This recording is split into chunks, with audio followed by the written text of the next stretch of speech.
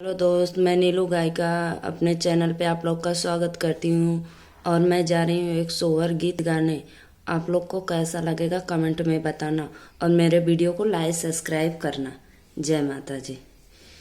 कौने बनवा फूले नरियलवा कमाने बन सोपाड़ी फूले हो। कौने बनवा फूले नरियलवा कमाने बन सोपाड़ी फूले हो। ललना कौने बनवा फूले ला गुलाबवाया आंगनवा गुले जार बैले हो।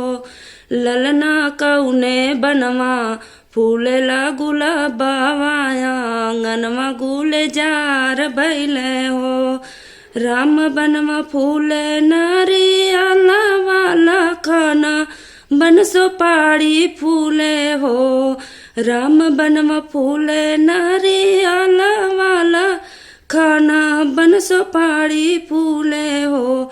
ललना सीता बनवा फूले ला गुलाबवाया आंगनवा गुले जार बैले हो।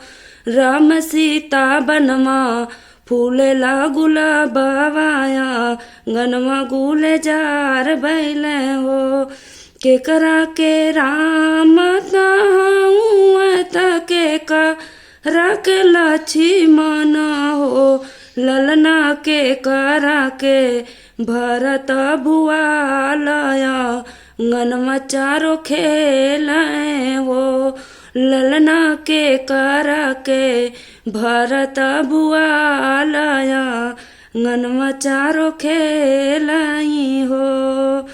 कौशल्या के राम सुमित्रा के लक्ष्मण हो।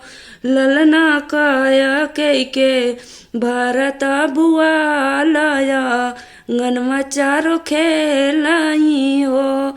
ललना के भरत भुआलया आंगनवा चारो खेलाना हो।